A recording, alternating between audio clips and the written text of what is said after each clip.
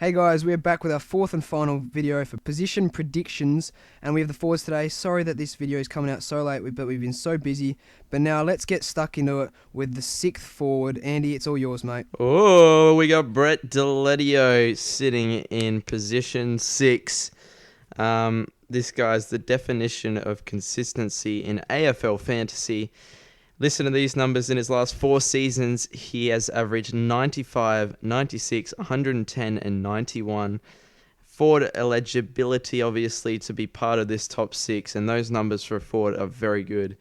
Last year, he was held back by a couple of calf problems, but still managed to score over 100 on 8 occasions in 17 games, including some vest-affected games.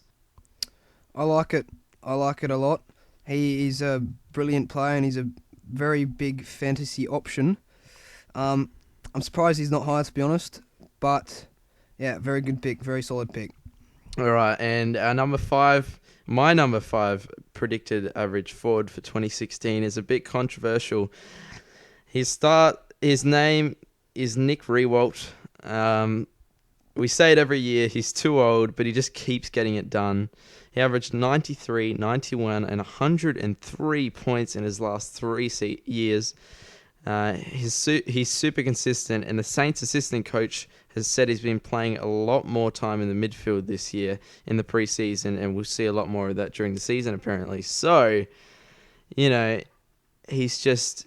already a gun, and a move into the midfield, or at least more time in the midfield this year, could see his average skyrocket, in my opinion. Yeah, he's a great player. He's ultra consistent, which is awesome.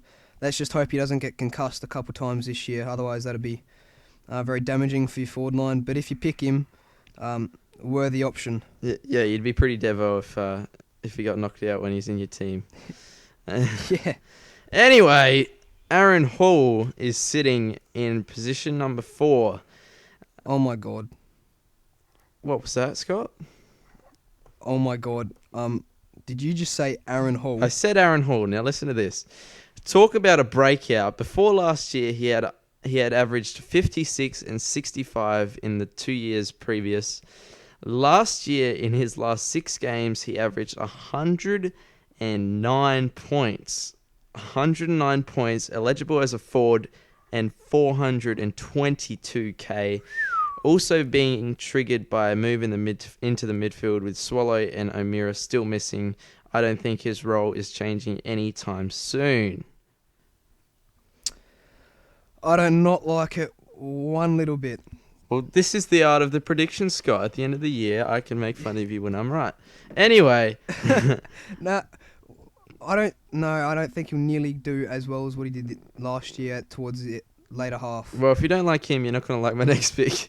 All of Gold Coast midfielders are back, so he's got no midfield time whatsoever. I just finished explaining that O'Meara and Swallow are out for at least the first 5 weeks.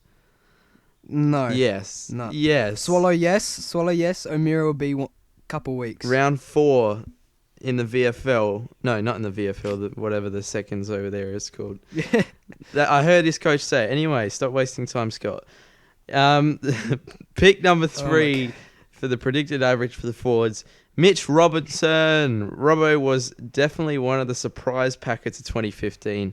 He was part of my team when he averaged 112 in his last 9 games of footy. This was triggered by a move in the midfield, which I think he would definitely maintain in 2016. We already saw him captain in the NAB Challenge, and he's obviously a very key part of the Lions midfield.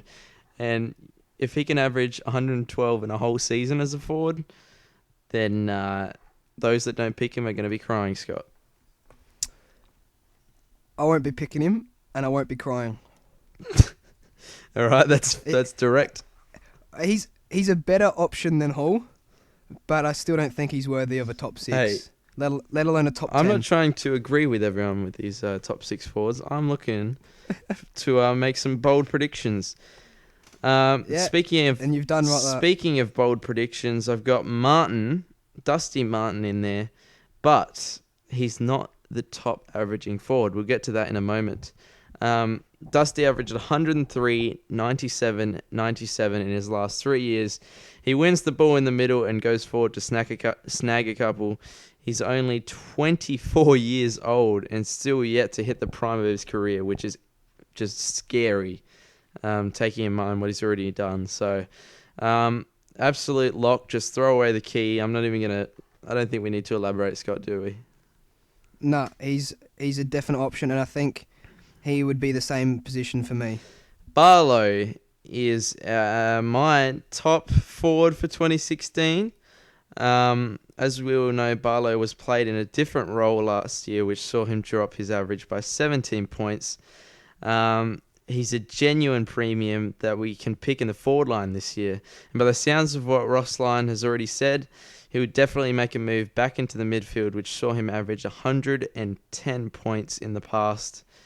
Have you got any comments, Scott? 100% agree with this pick. Okay. 100%. Right. And this is the only one that I 100% agree with. What about Munn?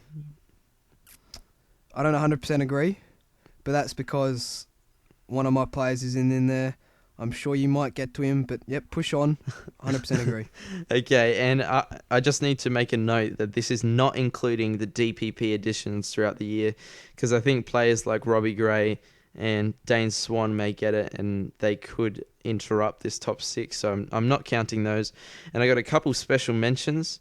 Tom Bell, who made the move to Brisbane in the off-season, I can see him being that inside midfielder who just racks up disposals and definitely in for a good score in my opinion. Harley Bennell, a move to Fremantle. I just think that Fremantle could really push for the flag this year, and he could be one that could just go forward after midfield minutes and snag a couple goals as well. So we could see a massive year from him. And being a Port fan, I couldn't stop myself from mentioning Semi Gray. This guy I think this guy will be close to averaging 30 disposals a game. The ball just, I don't know, there's some sort of magnetic force just gets the ball into his hands. He absolutely loves it. He scores amazingly, and already this NAD challenge we've seen what he can do. And I don't think he's going to leave the midfield anytime soon, Scott. Yeah, he's a ball magnet. He actually is, and I think he showed last night he does have a spot in Port's midfield with Polak being the only midfielder out, and he's more of a wingman. So I think he has cemented his spot. But I'm extremely disappointed with you. I don't know if you deserve to talk to me ever again. Whoa. Where is the mention of Lee Montagna? Where is it? It's non-existent. Not even a single mention. Not even a mention.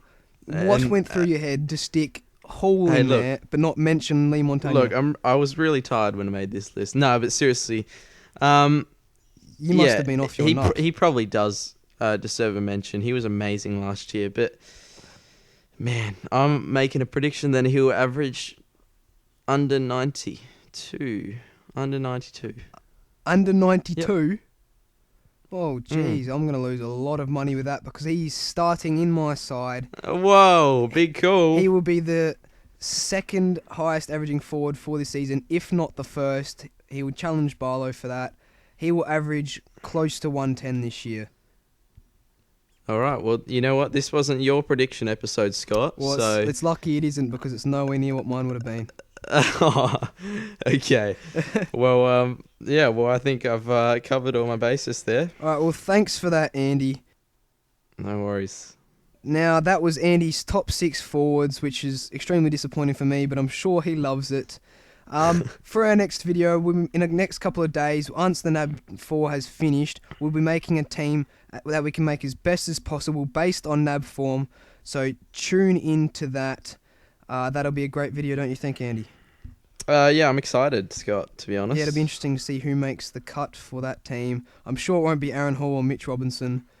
But we'll see. So take care, guys. See you later.